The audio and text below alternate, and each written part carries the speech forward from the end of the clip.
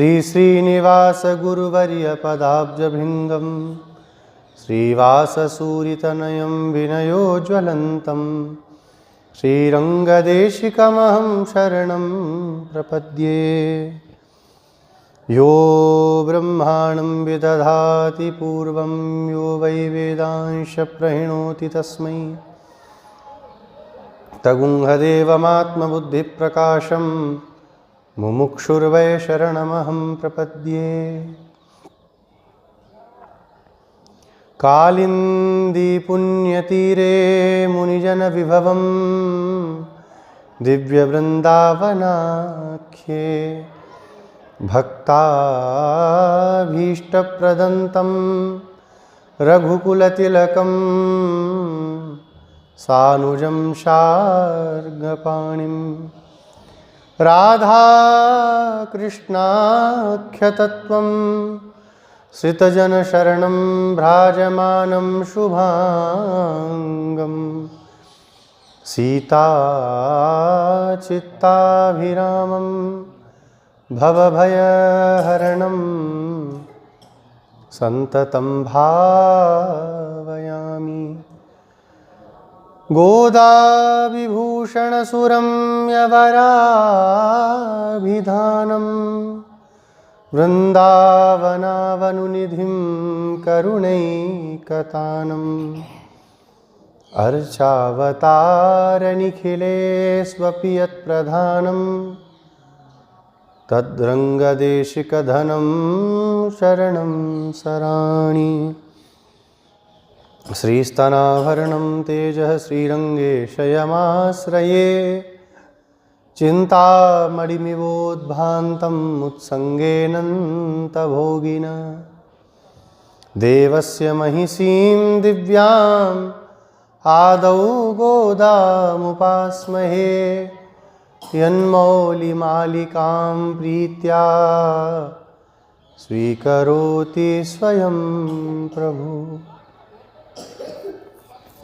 वाञ्छाकल्पतरुभ्यश्च कृपा सिन्धुभ्य एव च पतितानां पावनेभ्यो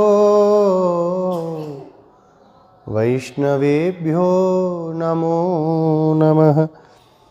श्री वैष्णवेभ्यो नमो नमः।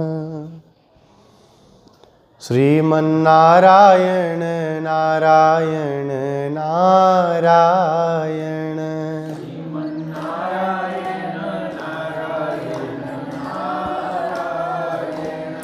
श्रीमन्नारायण नारायण नारायण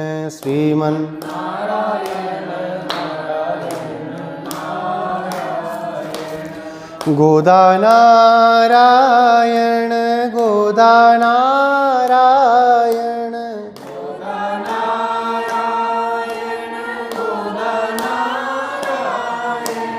गोदानारायण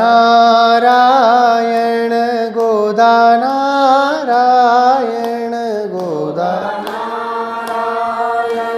गोदानारायण श्री हरिनारायण नारायण नारायण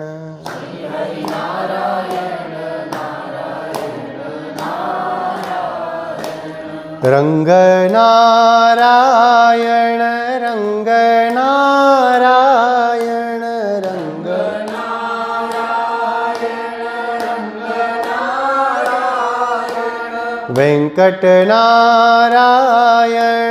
वेंकटनारायण वेंकटनारायण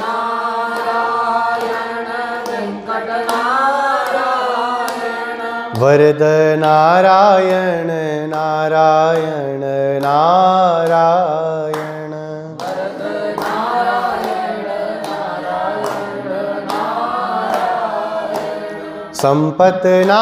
संपतनारायण संपतनारायण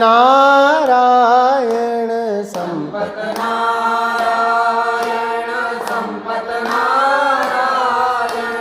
यतिवरनारायण यतिवरनारायण यतिवरनारायण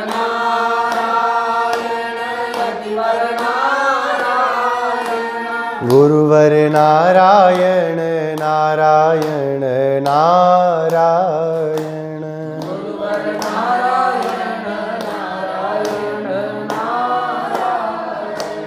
श्रीमन्नारायण नारायण नारायण।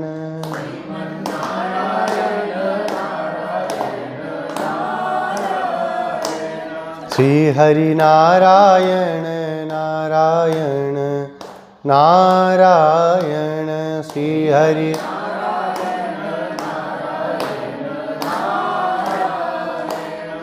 श्री गोदारंगमन्नार भगवान की, श्री लक्ष्मी नारायण भगवान की, श्री राजाधिराज श्री रघुनाथ जी महाराज की, श्री राधा कृष्ण भगवान की, श्री वृंदावन बिहारी लाल की, वृंदावन धाम की, श्री यमुना महारानी की, श्री गिरिराज महाराज की, तिरुप्पावै दिव्य प्रबंध की, श्री भाष्यकार रामानुज स्वामी जी महाराज की, समस्त पूर्वाचार्य आलवारों की, श्री रंगदेशिक स्वामी जी महाराज की, श्रीमान श्री स्वामी जी महाराज की, समस्त श्री वैष्णव भागवत संगोष्ठी की, श्री हनुमान जी महाराज की, श्री गौ माता की, सत्य सनातन वैदिक धर्म की, अखंड भारत वर्ष की, अखंड भारत वर्ष की। जय जय श्रीमन्नारायण, जय जय श्री भाष्यकार।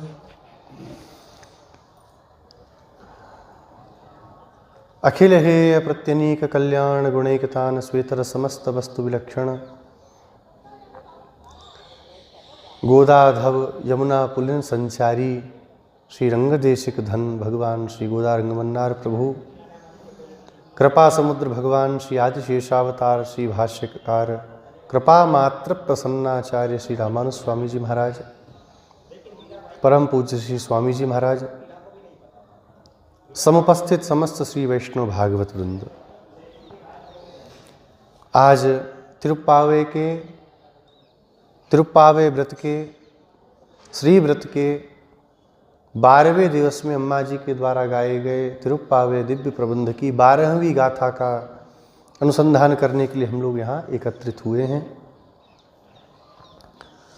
आज जो ये सखी है एक ऐसी है, बोले भगवान के प्रति जो आसक्ति श्री लक्ष्मण जी की है, वैसी ही आसक्ति इस सखी की है। जो व्यामोह लक्ष्मण जी भगवान में रखते हैं, वैसा ही व्यामोह ये सखी भगवान में रखती हैं। अंतिम में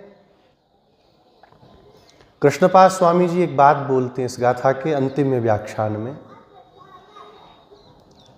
कहते हैं जैसे पूर्वाचार्यों के रहस्य को, उनके मन को श्री रामानुज स्वामी जी ने जाना और प्रकाशित किया, ऐसे ही इस सखी के हृदय को अम्मा जी ने प्रकाशित कर दिया। जो विलक्षण इसकी भगवान के प्रति आसक्ति है, वैसी आसक्ति और किसी सखी में अभी तक नहीं दिखाई पड़ी। लक्ष्मण जी भगवान को कितना प्रिय हैं कि महर्षि वाल्मीकि रामायण में कहते हैं, संसार में देखो भाई सबके एक ही प्राण होता है, वो अंतः में संचारी होता है। प्राण अपने एक है ना, हाँ, लेकिन उपाधि भेद से 5 हो जाते हैं, पर अंदर ही होता है जो होता है। और लक्ष्मण जी बोले बही प्राण इवा परः, राम जी के 2 प्राण हैं। एक प्राण राम जी के अंदर रहता है और दूसरा प्राण राम जी के बाहर रहते हैं। कितना बड़ा वैभव है लक्ष्मण जी का। आप विचार करिए, भगवान के अवतार के 1 दिन बाद इनका अवतार हो गया। साथ में भगवान के हमेशा रहे, पढ़ना लिखना तो चारों भाइयों का साथ ही हुआ। विश्वामित्र जी आए, लक्ष्मण जी भी साथ में गए कि नहीं गए? भरत जी को नहीं ले गए, शत्रुघ्न जी को नहीं ले गए। क्यों? ले जाना तो राम जी को ही था, लेकिन बिना प्राण के राम जी भी क्या करते, तो इसलिए लक्ष्मण जी को साथ में लेके गए। विवाह के बाद आए, वनवास का प्रसंग आया, कौन साथ गया? लक्ष्मण जी चल करके गए। इतना तक लक्ष्मण जी ने कह दिया, एक बार मछली बिना जल के जीवित रह सकती है, लेकिन भैया मैं आपके बिना, श्री जानकी जी आपके बिना जीवित नहीं रह सकती। भगवान भी देखिए, जब हम लोग इतिहास ग्रंथों को देखते हैं और लक्ष्मण जी को गोद में लेकर के रोते समय भगवान एक बात कहते हैं रामचरितमानस में। क्या कहते हैं भगवान? निज जननी के एक कुमारा, तासु तात तुम प्राण आधारा। अब इसकी सामान्य हिंदी कर दी जाए, सब समझ ही गए होंगे। निज जननी माने अपनी, निज माने अपनी, जननी माँ के, तुम एक आधारा, तुम अपनी माँ के एक आधार हो, और तासु तात तुम प्राण आधारा, और उनके प्राणों के आधार तुम ही हो। क्या भगवान सच बोल रहे हैं यहाँ पर? लक्ष्मण जी अपनी माँ के एक ही हैं क्या? शत्रुघ्न जी भी हैं, तो बोले भगवान ऐसा वचन क्यों कह रहे हैं कि अपनी माँ के तुम एक ही हो? तो यहाँ पर व्याख्याकार आचार्य लोग कहते हैं, पूर्व पक्ष रखते हैं, भगवान शोक में इतना भगवान शोक के सागर में डूब गए हैं कि भगवान क्या बोल रहे हैं उनको पता नहीं चल रहा।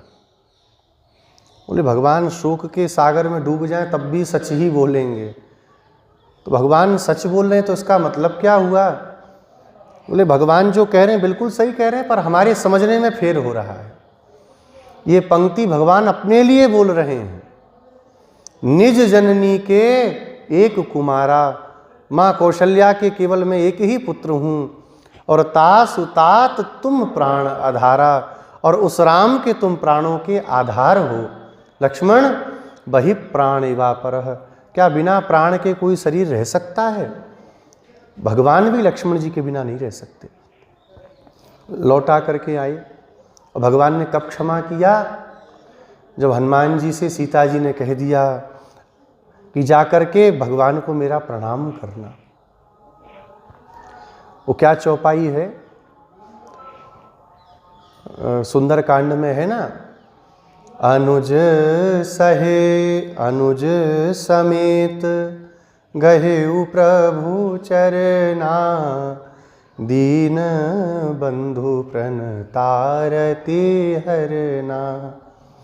मन क्रम बचन चरण अनुरागी, केहि अपराध नाथ में त्यागी। सीता जी भगवान से एक वचन कह के भेजती हैं हनुमान जी को, अनुज समेत गहेउ प्रभु चरणा। लक्ष्मण जी के सहित भगवान के चरणों में मेरा प्रणाम करना। तात्पर्य क्या है? बोले पहले लक्ष्मण जी के चरणों में प्रणाम करना, तब राम जी को प्रणाम करना, क्योंकि अपराध मैंने तो लक्ष्मण जी का किया ना। जब तक लक्ष्मण क्षमा नहीं करेंगे प्रभु मेरी सुनने वाले नहीं है। भगवान गए, सीता जी को ले आए। बाद में फिर एक कुछ लीला हुई अयोध्या में। भगवान ने सीता जी को महर्षि वाल्मीकि के आश्रम भिजवा दिया। भरत जी भी कहीं हैं, शत्रुघ्न जी भी कहीं हैं, लक्ष्मण जी कहीं थे, साथ में ही थे भगवान के। फिर दुर्वासा जी महाराज आए, कोप किया, वो लीला सब लोग जानते ही हैं। भगवान ने लक्ष्मण जी को प्राण दंड देने के लिए विचार किया, क्योंकि वचनबद्ध थे।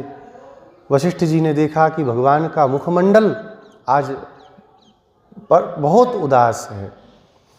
धैर्येण हिमवानिव, जो पर्वतराज हिमालय के समान धैर्यशाली रघुनाथ जी हैं, आज भगवान का धैर्य भी भूल गया। जाकर के पूछा कि हे राम, आपके जैसे धैर्यवान ऐसे अधीर हो रहे हैं, क्या बात है? भगवान ने कहा आज मुझे लक्ष्मण को मृत्यु दंड देना पड़ेगा, और ये मैं कर नहीं पा रहा, और नहीं करूंगा तो सत्य कीर्ति की जो हमारी पताका है वह विमल पताका जो है कलंकित हो जाएगी। तब श्री वशिष्ठ जी ने कहा कि जो श्रीमान होते हैं, जो विद्या विनय संपन्न श्रीमान लोग होते हैं, उनका त्याग करना भी मृत्युदंड से कम नहीं, उनको त्यागना भी मृत्युदंड है। भगवान ने त्याग दिया। कितने दिन भगवान रहे? उसी दिन भगवान भी अपने परम पद में चले गए। भगवान का लक्ष्मण जी के प्रति अत्यंत व्यामोह है और लक्ष्मण जी का भगवान के प्रति। वैसी ही ये सखी हैं। इनका नाम क्या है? महामंगला। आज की गाथा में महामंगला नाम की अपनी सखी का उत्थापन गोदा जी कर रही हैं। तो ये हैं कौन? आलवारों के क्रम में बोले इनके पिताजी ही हैं, श्री भट्टनाथ स्वामी जी, श्री विष्णुचित्त स्वामी जी महाराज। तो एक पंक्ति जिसकी हम लोग चर्चा कर रहे थे, जैसे भगवान श्री भाष्यकार ने पूर्वाचार्यों के हृदय को प्रकट कर दिया, ऐसे ही अम्मा जी ने इनके हृदय को प्रकट कर दिया। कितनी बार गए मंत्रार्थ लेने गोष्ठीपुरम? 18 बार। 18 बार ऐसे नहीं कहा मैं ना दे रहा, बाद में ले रही हूँ, ऐसे नहीं कही। डांट के भगाया रामानुज स्वामी जी को, चले आए मंत्रार्थ, जाओ यहाँ से। हर बार लौट के जाए रंगनाथ भगवान का दर्शन करके थोड़ा शांति मिले फिर आवे। जब मंत्रार्थ मिल गया तब क्या किया? आचार्य ने आज्ञा दी, गोष्ठी पूर्ण स्वामी जी ने, इतना गोपनीय यह मंत्रार्थ है रामानुज, इसका प्रकाश किसी के सामने नहीं करना। ठीक है गुरु जी। गोष्ठी पूर्ण स्वामी जी जा रहे थे भगवान का दर्शन करने, सौम्यनारायण भगवान का। बाहर कुछ लोग निकल रहे थे, वैष्णव लोग, उनके शरीर से सुगंध आ रही थी, बहुत बढ़िया सुगंध। किसकी आ रही थी? मंत्रार्थ की सुगंध आ रही थी। तो रोक करके महापूर्ण स्वामी श्री गोष्ठी पूर्ण स्वामी ने उनको वैष्णवों से कहा, सुनिए, हाँ। बोले आपको मंत्रार्थ प्राप्त है क्या? हाँ महाराज, हमें मंत्रार्थ मिला हुआ है। मंत्रार्थ मिला है? इस भूमंडल पर जो सुगंध आपके पास से आती है, ऐसा मंत्रार्थ देने वाला हमारे सिवा तो कोई नहीं। किसने आपको दिया? बोले वो रामानुजाचार्य जी ने। बोले कैसे दिया? वो गोपुरम पे खड़े हो गए और ऊपर से बोले, भाई देखो, जिसको अपना कल्याण जो अपना कल्याण चाहते हैं, आप गोपुरम पे आ जाइए। अम्मा जी की पहली गाथा में ही कहा है, इच्छावान होना ही एकमात्र हमारे लिए गुण होना चाहिए। एकमात्र गुण हमारे अंदर क्या होना चाहिए? इच्छावान। भगवान को प्राप्त करने की इच्छा जीव के अंदर होनी चाहिए। रामानुज स्वामी जी ने भी इच्छा ही देखी। अब कुछ लोग इस कथा को कुछ का कुछ बोल देते हैं कि अष्टाक्षर मंत्र को बोल दिया। अरे अष्टाक्षर मंत्र, द्वय मंत्र तो उनको पहले ही मिल चुके थे महापूर्ण स्वामी जी से। रामानुज स्वामी जी कांचीपुरम से चले, उधर से श्रीरंगम से श्री महापूर्ण स्वामी जी आए। मधुरांतक नाम के दिव्य क्षेत्र में भगवान कोदंडपाणि राम जी की सन्निधि में शंख चक्रांकन तो हो ही चुका था, पंच संस्कार में मंत्र तो दे ही दिया था। गोष्ठीपुरम में मंत्रार्थ लेने के लिए श्री महापूर्ण स्वामी जी ने उनको भेजा, मंत्रार्थ प्राप्त करने के लिए, वो भी चरम श्लोक का मंत्रार्थ। कोई कोई व्याख्याओं में आचार्य लोगों के मुख से सुना तिरुमंत्र, मूल मंत्र का मंत्रार्थ। कहीं कहीं पर है कि चरम श्लोक को जानने के, चरम मंत्र के मंत्रार्थ को लेने के लिए गए। तो मंत्रार्थ को दिया रामानुज स्वामी, और ऐसे बोले नहीं माइक लगा करके, जिसको इच्छा है गोपुर पर चढ़ करके पुकारा, आपको इच्छा है आप मेरे पास आ जाओ। तो जो इच्छावान थे उन्होंने जाकर के ग्रहण किया। सुन करके एकदम लाल चेहरा हो गया, बोले इसीलिए नहीं देते थे, इतनी गोपनीय चीज ऐसे ही संसार को बांट दे रहे हैं। तब सामने से रामानुज स्वामी जी आए, देख करके बड़ी तेज डांटा गोष्ठी पूर्ण स्वामी ने। मना किया था कि इस मंत्रार्थ को बताना नहीं, तुमने ऐसे ही सबको बिना परीक्षा लिए दे दिया। रामानुज स्वामी बोले गुरुदेव क्या करते? बोले अब तुम अपनी गति भोगने को तैयार रहना। तो रामानुज स्वामी जी कहते हैं, पतिस्य एक एवाहम नरके गुरुपातकात सर्वे गच्छन्तु भवता कृपया परमं पदम। महाराज, आपकी गुरु की आज्ञा का उल्लंघन करके हमें क्या मिलेगा? नरक ही मिलेगा ना। बोले हाँ, नरक मिलेगा। बोले बाकी के जिन्होंने मंत्रार्थ को सुन लिया, बोले वो सब वैकुंठ के अधिकारी हो गए। बोले अगर मेरे जैसे एक जीव के नरक जाने से इतने जीव भगवान को प्राप्त कर लें, तब तो हर जन्म में नरक जाना ही हमारे लिए श्रेष्ठ है। जब सुना तो हृदय से लगा करके गोष्ठी पूर्ण स्वामी जी नेत्रों से अश्रुपात करने लगे कि ऐसी उदारता हमारे हृदय में आज तक नहीं आई। रामानुज स्वामी जी का नाम रख दिया एम पेरुमानार, भगवान से भी बढ़ करके करुणा कृपा करने वाले मन नाथ, आप ही हमारे नाथ। जीवों के प्रति इतनी करुणा कृपा हमारे हृदय में कभी नहीं आई। तो जैसे पूर्वाचार्यों के दिव्य रहस्य को रामानुज स्वामी जी प्रकट कर रहे हैं, ऐसे गोदा जी, अम्मा जी इस सखी के रहस्य को प्रकट कर रही हैं, उत्थापन कर रही हैं महामंगला का। और कहती हैं उद्घुष्य बालवत्स महिषी वत्सेनुकंप्य चिंतयित्वा स्तनमार्गेण स्थित्वा दुग्धं श्रावयन्त्यार्द्रीकृत्य गृहं पंकीकरोति। समीचीन श्रीमतो भगिनी वर्षे शिरसि पतति तद्वारस्तंभम् अवष्टभ्य कूपेन दक्षिणलंकानायकं संहृतवतो मनसोभीष्टस्य गानेऽपि त्वन्मुखं नोद्घाटयसीतः। परं वो तिष्ठायं को वा महास्वापः सर्वगृहस्थाभिर्ज्ञातो भोजानीता अस्मच्छन्दः। महामंगला जग जाओ, देखो प्रातः काल हो गया। उद्घुष्य बाल वत्स महिषी, छोटे छोटे बछड़ों को जन्म देने वाली महिषी, भैंस, भागवत वाला ही अर्थ ले लेते हैं। भैंस काय को बोलो, जब भागवत में बता दिया भैंस का अर्थ क्या है, जो बार बार बच्चे देने वाली गाय है। जिसने कोई बच्चा नहीं दिया वो गाय क्या कहलाती है? अजा। जिसने एक बार बच्चा दे दिया वो क्या हो गई? गाय। और जो बार बार बच्चे दे चुकी है, 2-3 बार बच्चे दे चुकी, वो कौन है? महिषी। छोटे बच्चों को, छोटे बछड़े वाली जो महिषी हैं, गायें हैं, वह उद्घुष्य जोर जोर से रंभा रही हैं। बताओ, सुबह हो गई, बच्चे भूखे हैं और तुम्हारे घर वाले ऐसे हैं कि बाहर निकल के उन बच्चों को खोलते नहीं, वो दूध पिए बिना बेचारे गौशाला में हैं। और उनकी माएँ उनको पुकार रही हैं जोर जोर से, लेकिन बच्चों तक जब नहीं पहुंच पाती तो वत्से अनुकंप्य चिंतयित्वा, क्या चिंतन करती हैं बछड़ों के ऊपर कृपा करते हुए कि वो बछड़े मेरे पास आ गए हैं और आकर के मेरे स्तन में अपने मुख को लगा करके दूध खींच रहे हैं।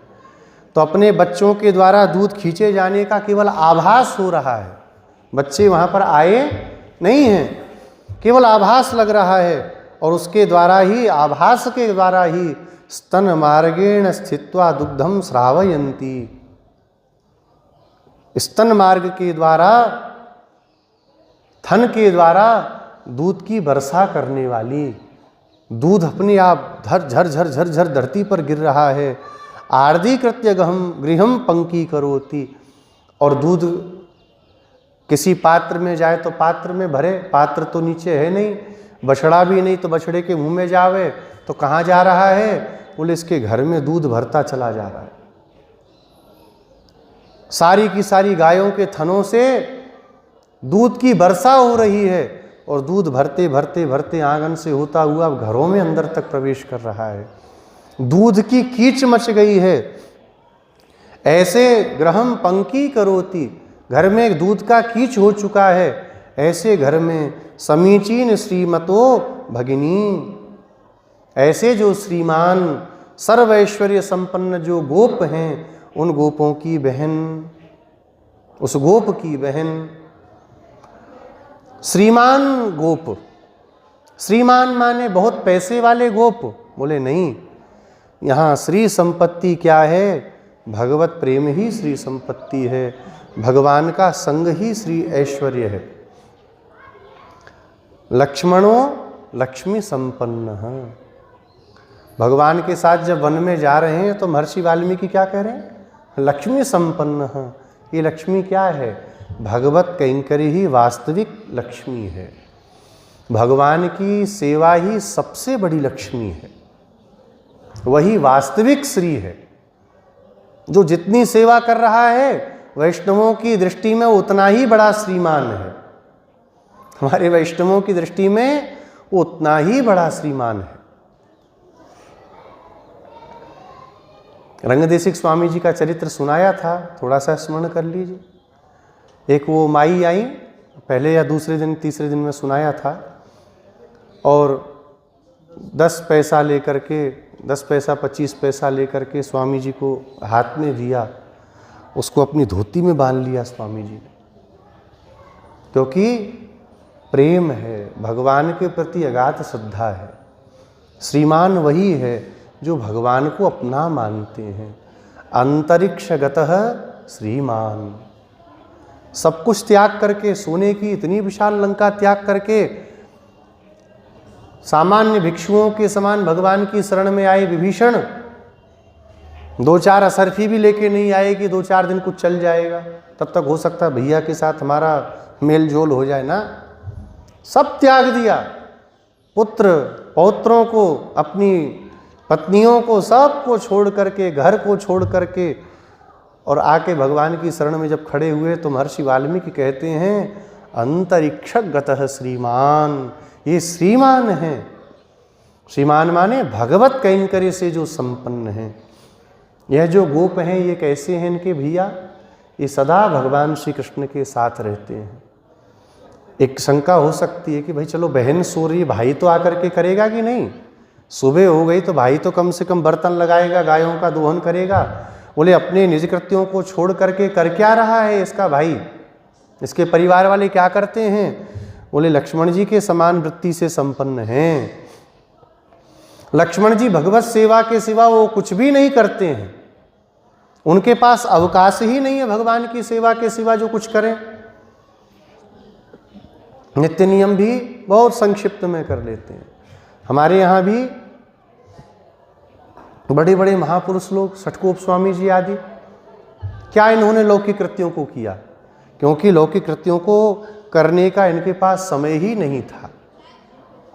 अब हम लोग भी ये सब सोच करके, सब सुन करके लौकिक कृत्यों को, लौकिक कृत्य क्या है? संध्योपासन करना, हाँ, अतिथि यज्ञ, पंच महायज्ञ होते हैं ना, उन पंच महायज्ञों को त्याग देना, वैदिक जो नियम वर्णाश्रम के अनुसार कहेंगे उनको त्याग देना, ये नहीं करना। श्री नारद जी भी नारद भक्ति सूत्र में एक जगह कहते हैं प्रारंभ में ही, जब तक भक्ति परिपक्व न हो जावे, जब तक भगवान में और हम में अभेद ना हो जावे, माने ये अंतर ही समाप्त हो जाए भगवान का भक्त का, तब तक वैदिक कृत्यों का त्याग करना नहीं चाहिए, अन्यथा पतन होने की शंका होती है। कई लोग क्या कहते हैं, रहो वैष्णव करो कैष्णव। वैष्णव हो गए तो जो मन में आएगा करो, कोई दिक्कत नहीं। क्यों? कैसे दिक्कत नहीं? या तो आप उस परावस्था को प्राप्त कर जाइए जो आलवारों को प्राप्त है, तब अपने आप छूट जाएगा, पर जान करके छोड़ना ये अपराध है। जान करके किसी वैदिक कृत्य को छोड़ना नहीं, सबको भगवद आज्ञा मान के हमको करना है।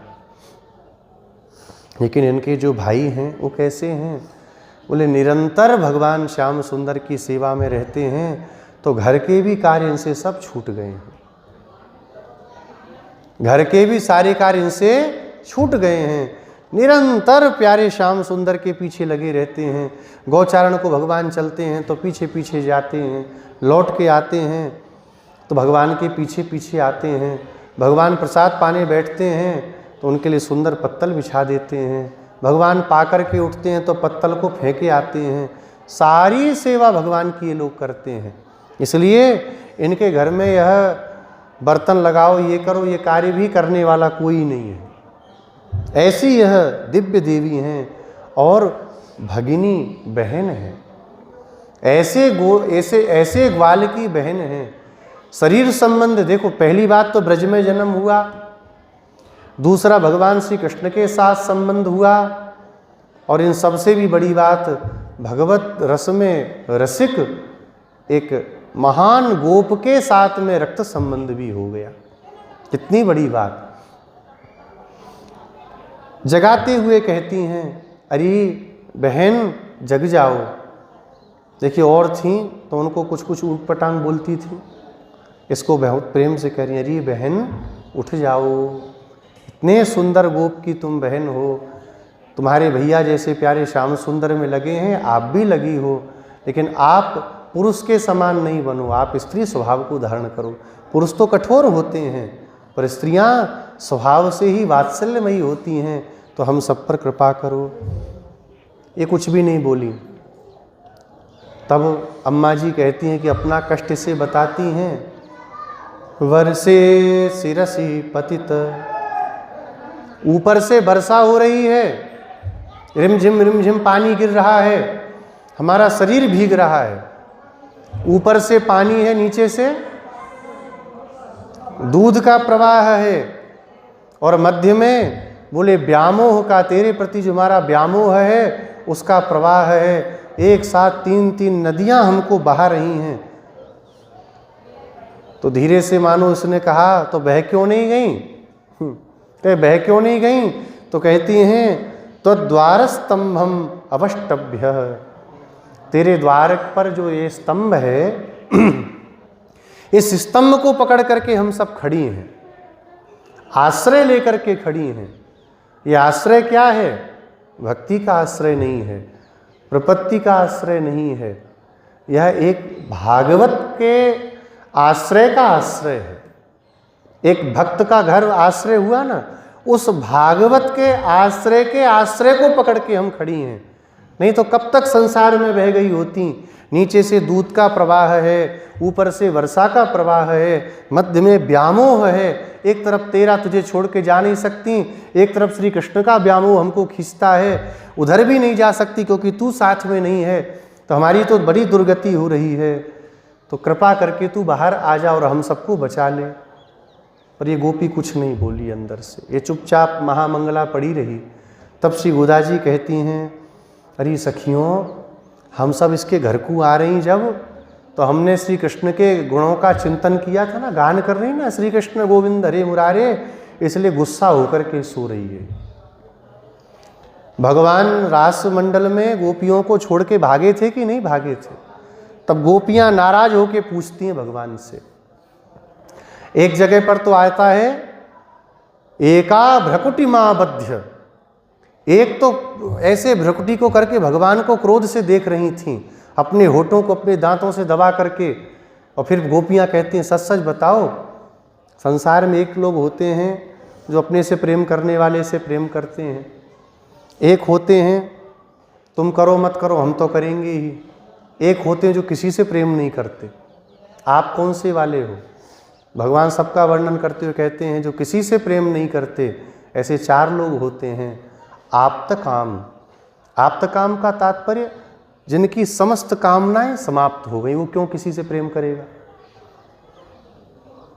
संसार में जो कुछ संबंध है स्वार्थ का संबंध है, स्वार्थ ही समाप्त हो गया तो क्यों प्रेम करेगा?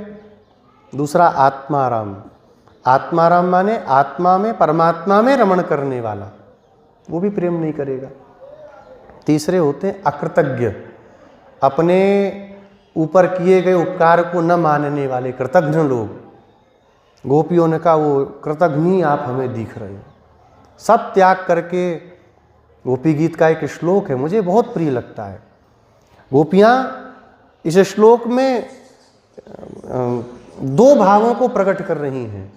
एक तो हमने तुम्हारे लिए अपना सर्वस्व न्योछावर कर दिया, सब कुछ त्याग दिया, अपना दैन्य बता रही हैं। दूसरा कोप में भी आ रही हैं, क्या तुम्हारे जैसा धूर्त कोई होगा संसार में? कौन सा श्लोक है? पतिसुतान्वय भ्रातृबान्धवान् अति विलंघ्यते त्यच्युता गता गतिविदस्तवोत् गीतमोहिता कितवयोसितः कस्त्यजेन्निशि। गोपियाँ कहती हैं पति, बंधु बांधव, उनके अन्वय माने संबंधों को सबको त्याग करके आपकी बांसुरी को सुन करके आपके चरणों तक हम चली आईं।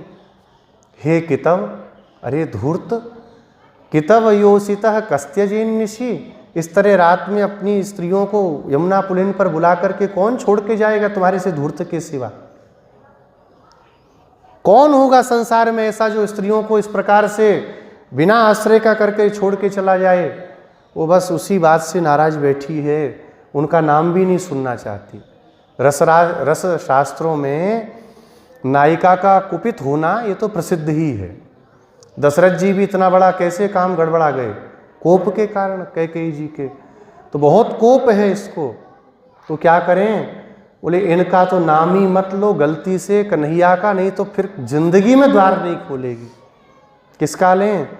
बोले अपनी पत्नी के लिए रोते हुए लंका तक पहुंच करके लंका को जलाने वाले राम जी का नाम हम गाएंगी। एक पत्नी व्रत को रखने वाले।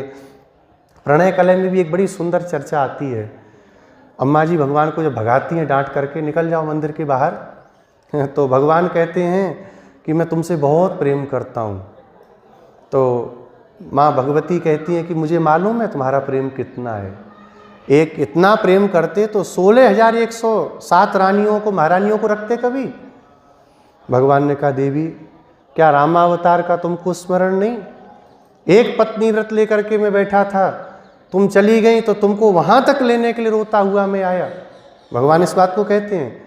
तो वही अम्मा जी यहाँ पे गोदा मैया कहती हैं अपनी सखियों से, बिल्कुल नाम नहीं लेना। कोपेन दक्षिण लंका नायकम संहृतवतः, कोप के कारण दक्षिण लंका का नाश करने वाले श्री रघुनाथ जी के चरित्र को हम गाएंगे। कोप के कारण लंका का नाश करने वाले का तात्पर्य क्या है? किस बात का कोप है भगवान को? भगवान किसी पर क्रोध नहीं करते, लेकिन भगवान के भक्तों के साथ जो द्वेष करता है भगवान उस पर कोप जरूर करते हैं। रामायण में युद्ध कांड में एक चर्चा आती है, भयंकर बाणों से रावण ने हनुमान जी के पूरे श्रीअंग को बेध दिया। हनुमान जी को बहुत बाण मारे, रक्त का प्रवाह हनुमान जी के अंग से होने लगा। भगवान को सहन नहीं हुआ, धनुष उठा करके भगवान ने ऐसे तीखे बाणों को मारा, ध्वजा पताका घोड़े तो क्या थे, गधे लगे थे इसके विमान में। रावण का जो विमान था, रथ था, उसमें कौन जुटते थे? गधे। गधों को मार दिया, इसके अस्त्र शस्त्रों को काट दिया, कवच फवच सब काट कूट के भगवान ने देखा। जब गिर गया धरती पर, भगवान ने कहा छोड़ो, हटाओ, जाओ विश्राम करना, फिर कल आना तैयारी करके। इतना कोप हुआ भगवान को। सुग्रीव के प्रसंग में बाली के साथ क्या भगवान की शत्रुता थी, लेकिन जब देखा कि मेरे भक्त सुग्रीव को मारता है, प्राण बचा करके सुग्रीव आया, तो भगवान ने एक बाण से बाली का वध कर दिया। भगवान गए हस्तिनापुर में पांडवों की तरफ से सुलह करने के लिए, दूत बन के भगवान गए और वहां जाकर के भगवान ने सारी बात कही। नहीं माने तो भगवान ने इनको भी अपना शत्रु ही माना। सूरदास जी का एक पद है, सब लोगों को ज्ञात ही होगा, दुर्योधन की मेवा त्यागी, साग विदुर घर खाई, सबते ऊंची प्रेम सगाई। भगवान प्रेम का बंधन मानते हैं। बुलाया दुर्योधन ने भगवान को, कहा प्रभु आप हमारे यहाँ क्यों नहीं आते प्रसाद पाने के लिए, आप चलिए हमारे यहाँ। तो भगवान कहते हैं द्विषद अन्नम न भोक्तव्यम द्विषंतम नैव भोजयेत, पांडवान द्विषते राजन मम प्राणा ही पांडवाः। पहली बात तो राजन, हे दुर्योधन, अपने शत्रु का भोजन नहीं करना चाहिए, अन्न नहीं खाना चाहिए, न शत्रु को अपने यहाँ भोजन पर कभी बुलाना चाहिए। तुम पांडवों से द्रोह करते हो। पांडव मेरे प्राण हैं, मम प्राणा ही पांडवाः, वो मेरे प्राण हैं उन पांडवों से द्रोह करके तुम मेरे शत्रु हो चुके हो, और शत्रु के यहाँ भोजन नहीं किया जाता। भगवान देखिए सबके लिए समान है। भगवान को कोई गाली भी देता तब भी देखिए भगवान उसका ऑक्सीजन बंद नहीं करते। हम लोग आप लोग हो, कोई थोड़ा गाली गलौज कर दे के देख लूँगा और थोड़ी सी पावर मिल जाए तो कहेंगे तू क्या देखा बेटा, हम ही दिखाते हैं। अभी महाभारत में सारे शस्त्रों को भगवान ने क्यों नष्ट करा दिया, उसको जानने वालों को क्यों नष्ट करा दिया? बोले कलयुगी हैं, इनको सहन शक्ति ही नहीं होगी, जरा सी बात होगी सीधे ब्रह्मास्त्र चलाएंगे। भगवान ने कहा विद्या ही समाप्त करो। सहन शक्ति का भाव हो गया कलयुगी प्राणियों में। भगवान कहते हैं जो हमारे भक्त का द्रोह करने वाला हमारा द्रोही है। भगवान सबका सहन करते हैं। हिरण्यकशिपु ने कितने विष्णु मंदिरों को तोड़ा, भगवान ने सहन किया कि नहीं? कितना कितना भगवान के लिए अपशब्द कहने वाले भगवान ने, शिशुपाल को भी भगवान ने सहन किया कि नहीं किया? लेकिन जब पांडवों की सभा में आकर के शिशुपाल उनका अपमान करने लगा, भाई देखिए आपको मैंने अपने यहाँ बुलाया और आपका कोई अपमान करेगा तो आपका अपमान नहीं है ना, वो तो मेरा अपमान है। भगवान ने कहा हमारे पांडवों का अपमान, भगवान ने अपने चक्र का प्रयोग कर दिया। भगवान सबके लिए एक समान है। भगवान किसी से प्रेम नहीं करते, भगवान किसी से द्रोह नहीं करते, पर प्रेम किससे करते हैं? बोले जो भगवान के भक्तों से प्रेम करता है भगवान उससे प्रेम करते हैं। जो भगवान के भक्तों से द्रोह करता है भगवान उसको अपना शत्रु मानते हैं। ऐसे जो रघुनाथ जी हैं, कोप के कारण दक्षिण लंका का नाश करने वाले, सीता जी का हरण करके रावण ले गया। अच्छा, सीता जी के हरण में भी एक बात है, थोड़ा सा समझते हैं। भगवान जब दंडकारण्य में आए और वहाँ पर भगवान ने भुज उठायपन कीन्ह, क्या किया? निश्चर हीन करऊँ मैं भुज उठायपन कीन्ह। मैं अपने हाथों को उठा करके संकल्प लेता हूँ राक्षसों से हीन इस धरा को मैं करूँगा। तब वाल्मीकि रामायण में प्रसंग आता है, सीता जी भगवान को देख करके एक स्थान पर टोकती हैं, प्रभु पत्नी का कर्तव्य है धर्म में प्रवृत्त करना। पत्नी शब्द का अर्थ ही होता है जो धर्म में प्रवृत्त करे, अधर्म में ले जाए वो पत्नी नहीं है। फिर तो संसार में बहुत से शब्द हैं, उन सबको प्रयोग कर सकते हैं, उन सबको प्रयोग कर सकते हैं, पर पत्नी शब्द आएगा तो यज्ञ में जो सहभागिनी है, धर्म में जो लगाने वाली है। भगवान से सीता जी कहते हैं प्रभु 3 कर्मों को संसार में बड़ा निंदित कहा गया। पहला तो मृषा वाक्य, माने झूठ बोलना बहुत गंदा। दूसरा पाप होता है दूसरे की स्त्री को दूषित करना, किसी की स्त्री को दूषित करना, उसको फंसा करके उटपटांग करना। इन दोनों से बढ़कर के एक पाप और संसार में है, वह क्या है? बिना वैरम च रौद्रता, बिना बैर के किसी को मारना। इन राक्षसों ने आपका क्या बिगाड़ा जो आप इनको मारने की बात करते हो?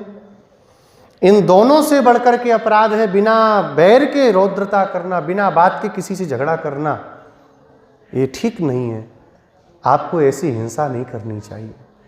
भगवान वहाँ पर सीता जी को चुप करा देते हैं। भगवान कहते हैं हे सीते, मैं तुमको त्याग सकता हूँ, मैं लक्ष्मण को त्याग सकता हूँ, अपने इस हाथ को त्याग सकता हूँ, लेकिन ब्राह्मणों को दिए गए वचन को मैं नहीं त्याग सकता। जो वचन दे दिया अब वो मैं करूँगा।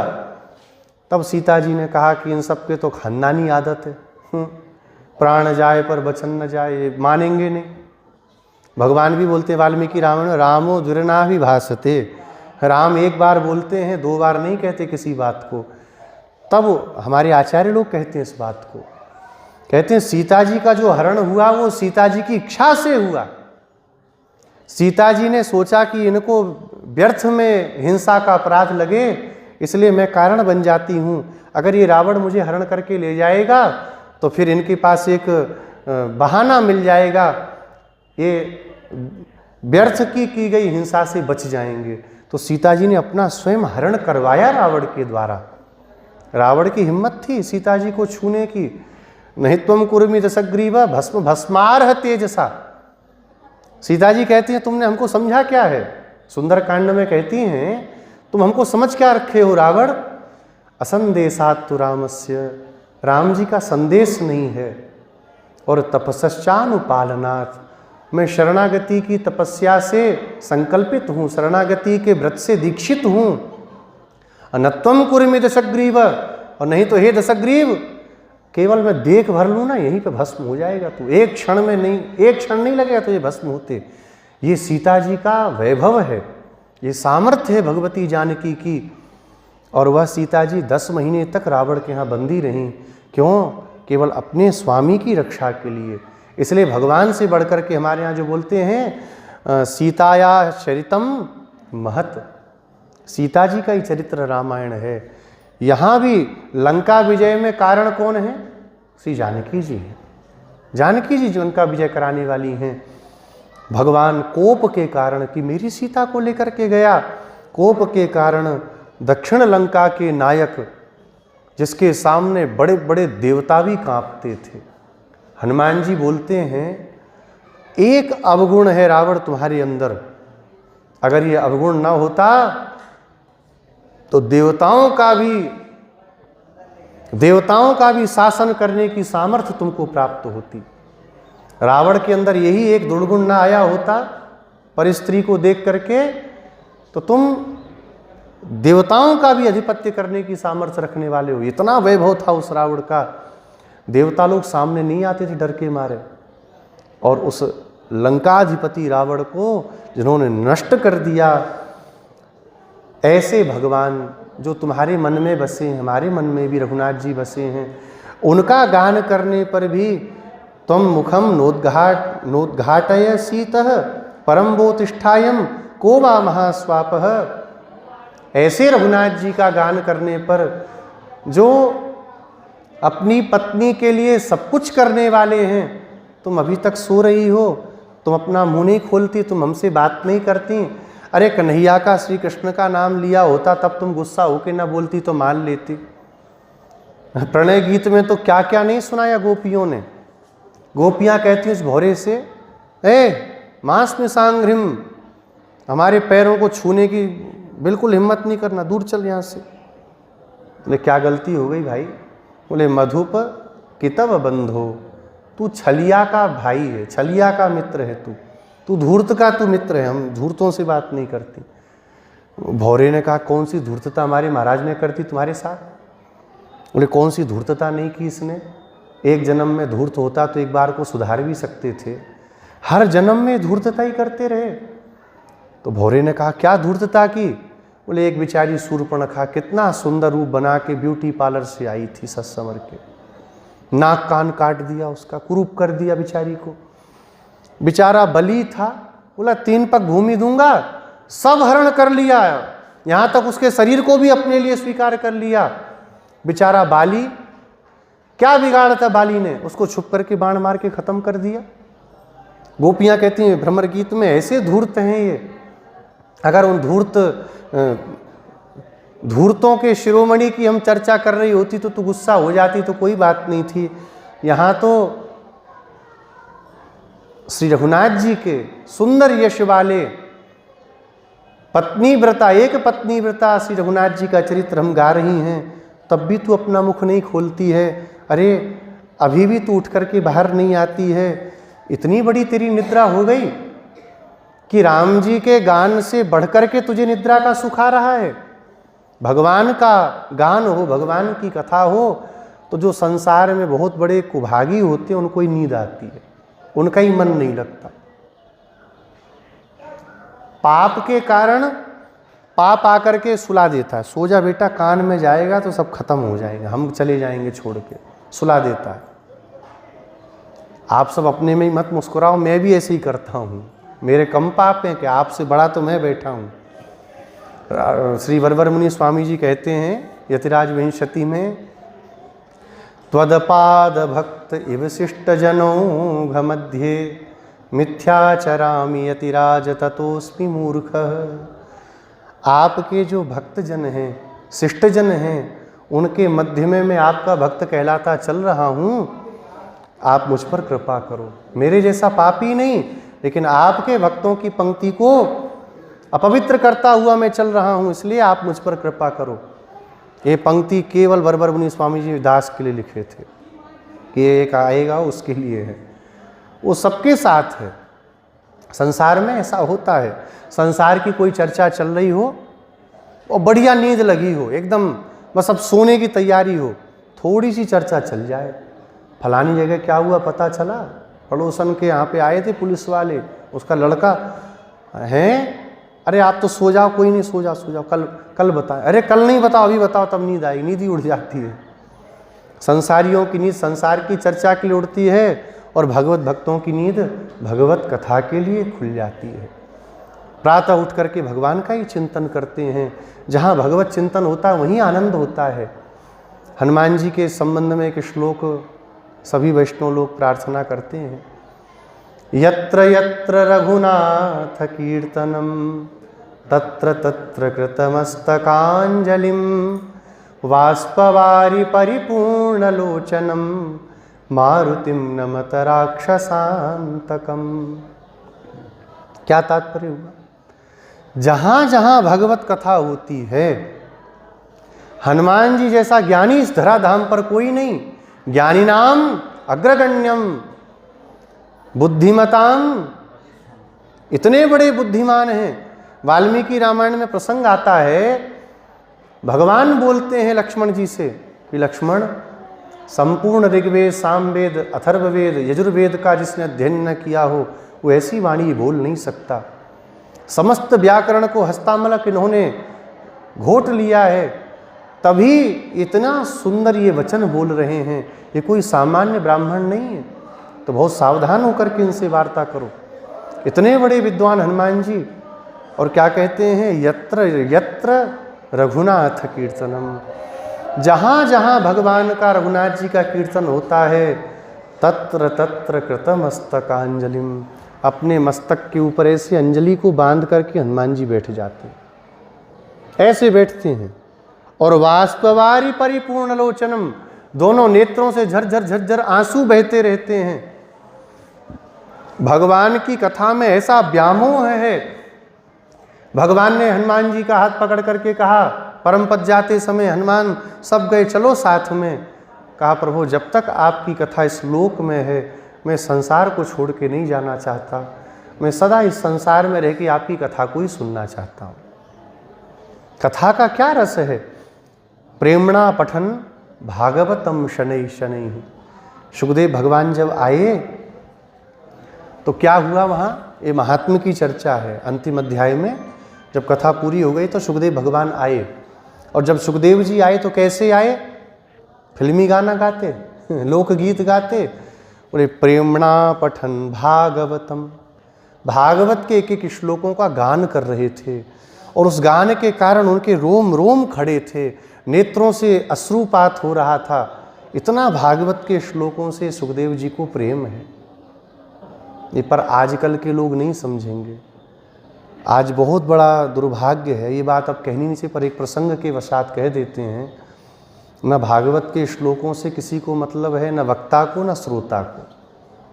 श्रोता भी कहते महाराज गा बजा करके थोड़ा नचा दो तो अच्छा रहे, और वक्ता भी सोचते हैं कि कौन श्लोक की बात करे। गुरु जी बताते थे, एक जगह कथा हुई, वहाँ गए एक पंडित जी, तो कथा प्रवक्ता थे, जो कथा क्या व्यथा प्रवक्ता थे, तो उनसे बोले महाराज कुछ श्लोक बोल लिया करो। तो जब कहा तो यजमान ने देखा, महाराज क्या बोल रहा था पंडित? बोले कह रहे थे श्लोक की बात कर लिया करो, अब बताओ तुमको श्लोक सुनना है कि श्लोक सुनना है? बोले महाराज हमको तो श्लोक सुनना है, श्लोक तो सुनाना ही नहीं। तो संसार में ये भाव आ गया। भागवत के एक एक श्लोक में कितना आनंद है। भगवत कथा में जो एक बार डूब गए है ना, यदनुचरित लीला कर्ण पीयूष विप्रुट, एक बूंद भी कथा की अगर कान में पड़ जाए सब कुछ छूट जाता है। ऐसे भगवान जो हैं, उन भगवान की सुंदर कथाओं को भक्त लोग गाते हैं, भक्त लोग चिंतन करते हैं। हनुमान जी कहते हैं जब तक ये कथा रहेगी मैं श्लोक में रहूँगा। उन भगवान के सुंदर चरित्र को सुन करके भी तुमको नींद आ रही है। एक विश्वास होता है भक्त के हृदय में, भगवान जब इतनी बड़ी रक्षा करने को तत्पर हैं, भगवान जब कह रहे हैं माँ शुचः, शोक मत कर, और हम शोक करें तो कमी हमारी भगवान की नहीं है। ऐसे भगवान श्री रामचंद्र जो भक्तों की सदा रक्षा करने वाले हैं, जिनका वचन है सकृदेव प्रपन्नाय तवास्मीति च याचते अभयम सर्वभूतेभ्यो ददाम्ये तद्व्रतम मम। एक बार भी अगर मेरी शरण में, विभीषण की शरणागति में भगवान कहते हैं, एक बार भी मेरी शरण में जो आ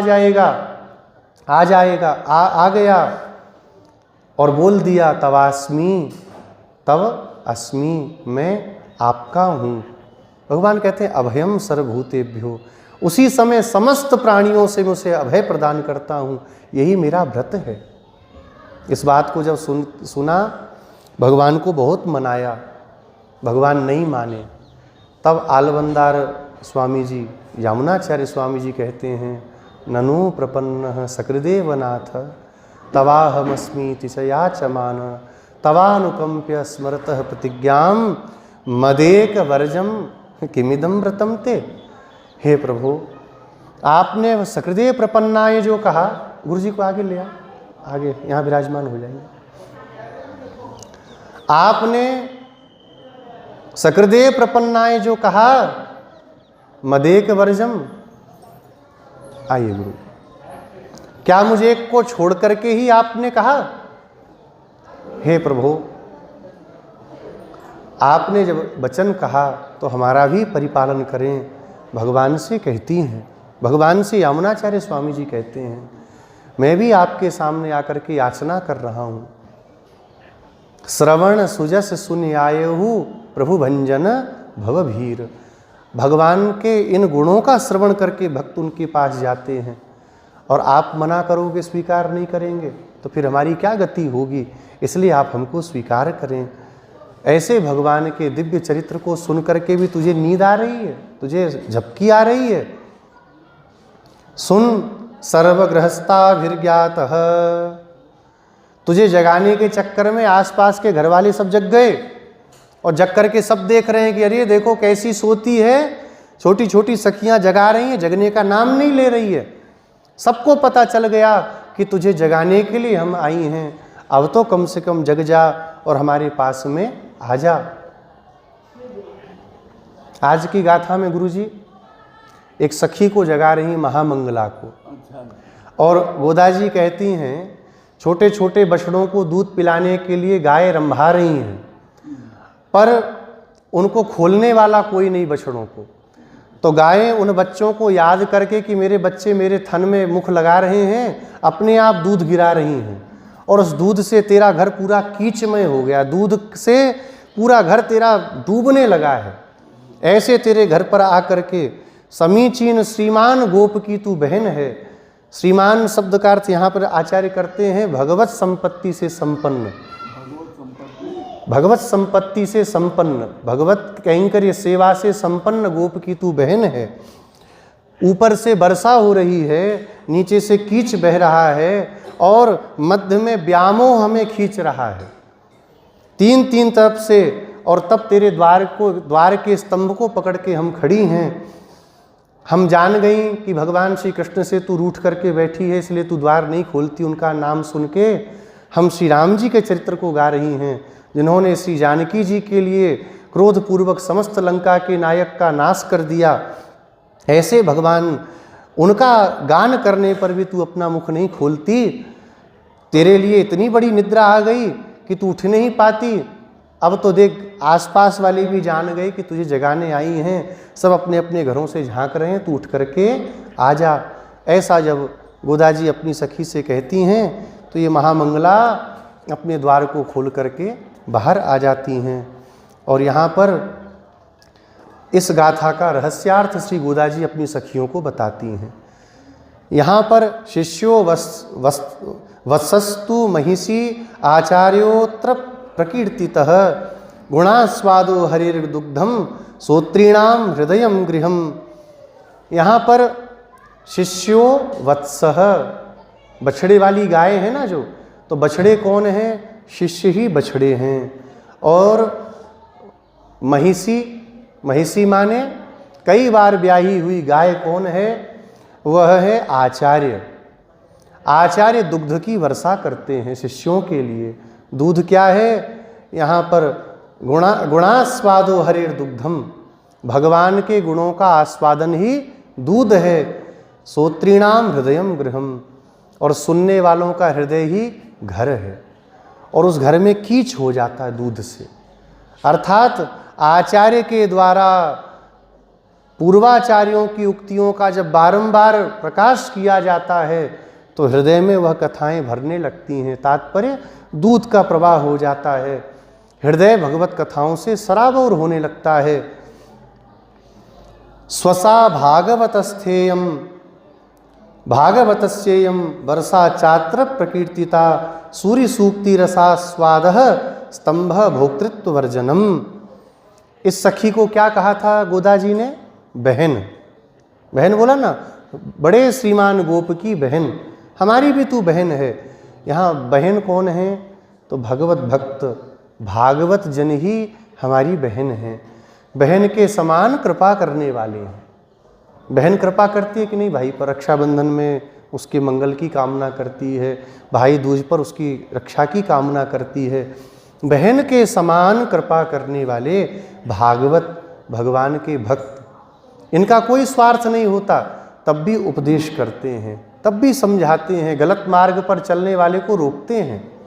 सामने वाला बुरा भी माने तब भी वैष्णव चिंता नहीं करते, भाई तुम्हारा देखो कल्याण हो जाए, इसी में हमारा स्वार्थ है और हमारा कोई स्वार्थ नहीं है।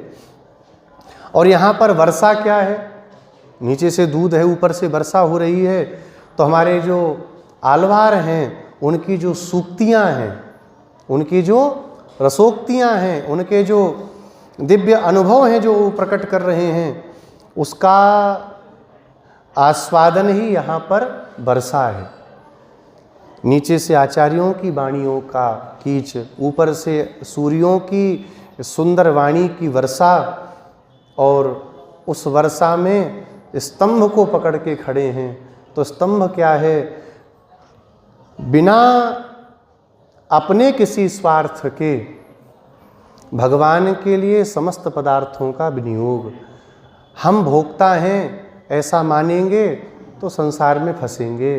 भगवान भोक्ता हैं, ये शरीर भी भगवान के लिए है, भगवान को जो कराना है भगवान करावेंगे। इतना दृढ़ विश्वास होना, यही स्तंभ को पकड़ना है। स्तंभ पकड़ना क्या है? पकड़ना, स्तंभ का पकड़ना कि हम भोक्ता नहीं हैं। भोक्ता कौन है? भगवान है। तो जब भगवान भोक्ता हैं तो उनको जैसे हमारे साथ करना हो, उनकी हर इच्छा में हम राजी हैं, उनकी किसी इच्छा का हम विरोध नहीं करेंगे। आपको पहले भी एक दिन कहा था, रसगुल्ला लेकर के आवें बाजार से, उस रसगुल्ले को नाली में फेंक दें, उस रसगुल्ले को चांदी की सुंदर थाली में परोस करके भगवान को भोग लगावें। चांदी की प्लेट में भगवान के सामने तुलसी छोड़े जाने पर रसगुल्ला नाचेगा नहीं, और नाली में फेंके जाने पर रसगुल्ला रोएगा नहीं। वह भोक्ता के ऊपर निर्भर है, वो जैसा उसके साथ करेगा वो वैसे स्वीकार करेगा। ऐसे ही वैष्णव का स्वरूप होना चाहिए, भगवान की इच्छा में प्रसन्न रहना। भगवान हमारे लिए जो सोचेंगे अच्छा ही सोचेंगे। नारद जी महाराज ने भगवान को रोता हुआ जब देखा पंपा सरोवर पर, तो नारद जी भगवान के पास गए और जाकर के बोले, प्रभु उस समय हमको ब्याह करने दिया होता आपने, ये शाप क्यों दिया नारद जी ने? भगवान ने ब्याह नहीं होने दिया, बंदर बना दिया, तो नाराज होकर के शाप दे दिया। कपी आकृति तुम कीन हमारी, और करी है कीस सहाय तुम्हारी। भगवान को तब तो शाप दिया। नारद जी बोले हमारा ब्याह हो जाने देते तो कम से कम आपको तो इतना कष्ट नहीं भोगना पड़ता। तो भगवान वहाँ पर उनको समझाते एक बात कहते हैं, करऊं सदा तिनके रखवारी, जिमि बालक राखे महतारी। नारद जी, आपने उस समय एक बात मुझसे कही थी, अगर वो बात आप ना कहते तो ब्याह पक्का करा देता। क्या बात कह दी नारद जी ने?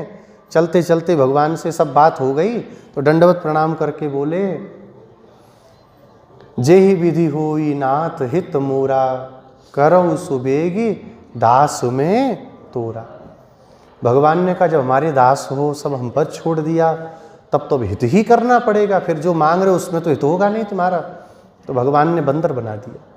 भगवान कहते हैं जो मेरे ऊपर निर्भर रहने वाले भक्त हैं, जो अपना सर्वस्व मेरे पर न्योछावर कर देते हैं, मेरी इच्छा में रहने वाले हैं, उनकी रक्षा मैं वैसे ही करता हूँ जैसे एक बच्चे की माँ उस बच्चे की रक्षा करती है।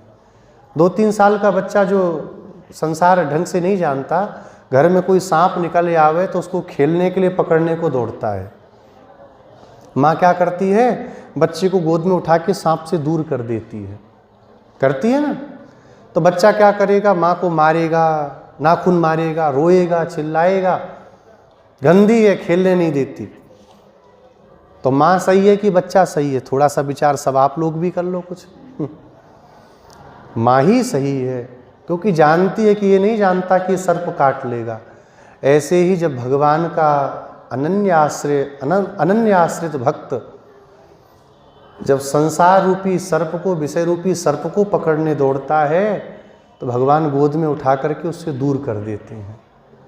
संसारी लोग क्या कहते हैं, जीवन भर इतना किया और हमें इतनी सी वस्तु नहीं मिली, पूरा जीवन हमने भजन में लगा दिया, कितना प्रार्थना की, बस और कुछ नहीं मांगा था इनसे, इतना ही कहा था हे प्रभु बस यही दे देना, ये तक नहीं दे पाए, भगवान को छोड़ के बगल हो जाते हैं।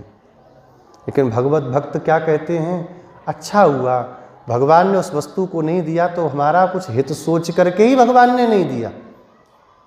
और कभी कभी जीवन में ऐसे मौके सबके आते हैं, हम जिस वस्तु को बहुत मांगते नहीं मिलती, फिर कालांतर में कभी उस विषय पर विचार करने बैठते हैं तो क्या होता है, देखो भगवान की कितनी कृपा थी, अगर वो मिल गया होता तो आज ये ना होता, आज ऐसा ना हुआ होता। तो सर्वत्र भगवत कृपा का अनुभव करने वाले, अपना हम भोगता हैं इस भाव को त्यागने वाले, यही स्तंभ को पकड़ के खड़े हुए वैष्णव हैं, भक्त हैं। यही आज की इस गाथा का रहस्य है। अब चला जाए, बोले नहीं अभी एक गोपी और है, वो भी बड़ी अद्भुत है, सो रही है, चल करके उसको जगाना है। जगाने के लिए चलती हैं और तब तक भगवान का कीर्तन प्रारंभ हो जाता है। जय जय श्री राम, जय राम, जय जय राम, जय जय श्री राम, जय राम, जय जय राम, जय जय श्री राम, जय राम, जय जय राम, जय जय श्री राम, जय राम, जय जय राम, जय जय श्री राम, जय राम, जय जय राम, जय जय श्री राम, जय राम, जय जय राम, जय जय श्री राम, जय राम, जय जय राम, जय जय श्री राम, जय राम, जय जय राम, जय जय श्री राम, जय राम, जय जय राम, जय जय श्री राम, जय राम, जय जय राम,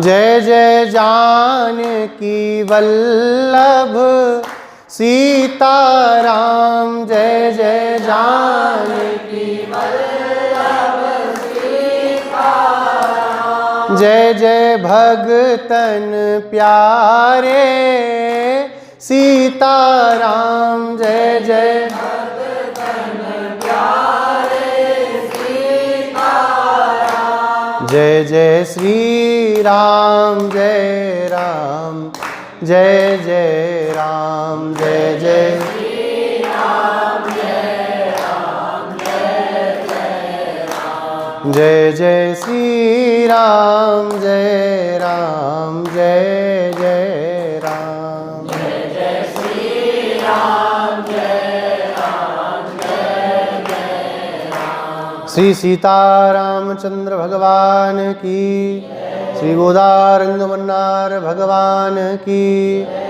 श्री तिरुप्पावै दिव्य प्रबंध की, श्री भाष्यकार रामानु स्वामी जी महाराज की, समस्त पूर्वाचार्यों की, पूज्यपाद श्री रंगदेशिक स्वामी जी महाराज की, श्रीमान श्री स्वामी जी महाराज की, समस्त श्री वैष्णव भागवत संगोष्ठी की। जय जय श्रीमन्नारायण, जय जय श्री भाष्यकार।